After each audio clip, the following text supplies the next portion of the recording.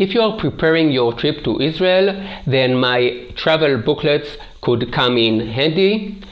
Israel is a fascinating country, but there is one problem that nobody ever mentions, which is that most of the places are not that impressive in themselves.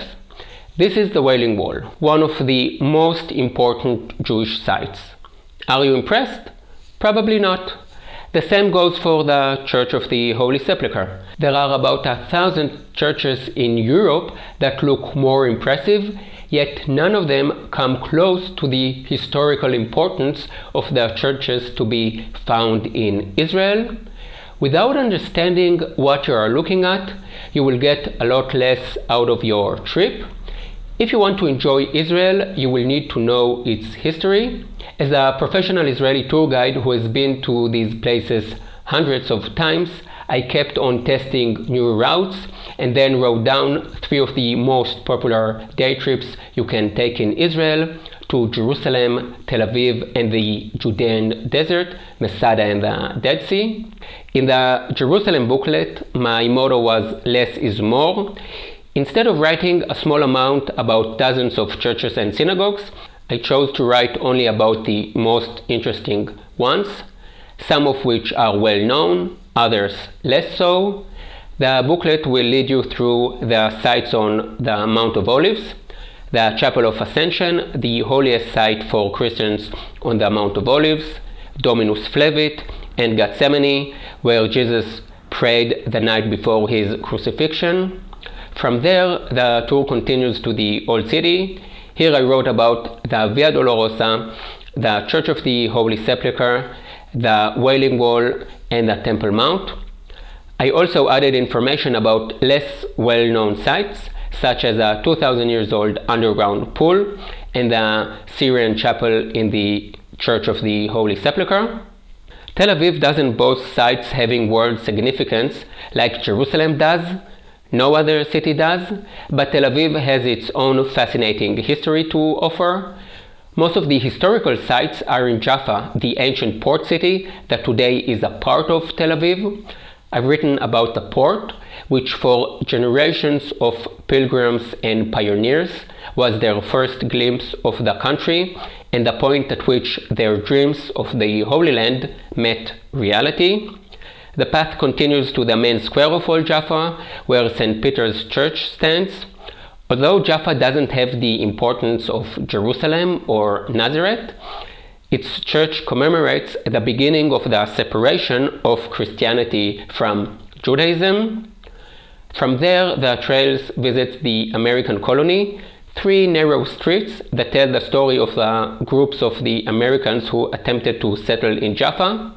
All of them failed miserably, but 3 of America's most prominent writers, Herman Melville, who wrote Moby Dick, Mark Twain, and John Steinbeck, have some connection to these settlements. The trails end at Neve Tzedek, the first Jewish neighborhood to lie outside the old city walls of Jaffa. I've added 2 chapters about Rabin Square and Sarona, the newly renovated German colony. The Judean Desert booklet takes you to the 3 most visited sites in the Judean Desert, Masada, En Gedi, and the Dead Sea. The Masada route takes in the main points of interest and tells 2 dramatic stories. The story of King Herod, who built himself a palace in the middle of the desert, and the story of the rebels, who 70 years later used the palace as their last fortress. Another story that my booklet reveals has nothing to do with the ancient history, but rather with the story we tell ourselves. Masada is not just an archaeological site. It was also built as a national symbol that has its own story. For hikers, I've included a description of an unknown trail that surrounds Masada. It can be combined with a visit to the top of Masada. En Gedi offers a variety of walking routes, and you can visit the main sites included in the booklet: the ancient synagogue with its mosaic floor, the Chalcolithic temple, and the flora and fauna of En Gedi.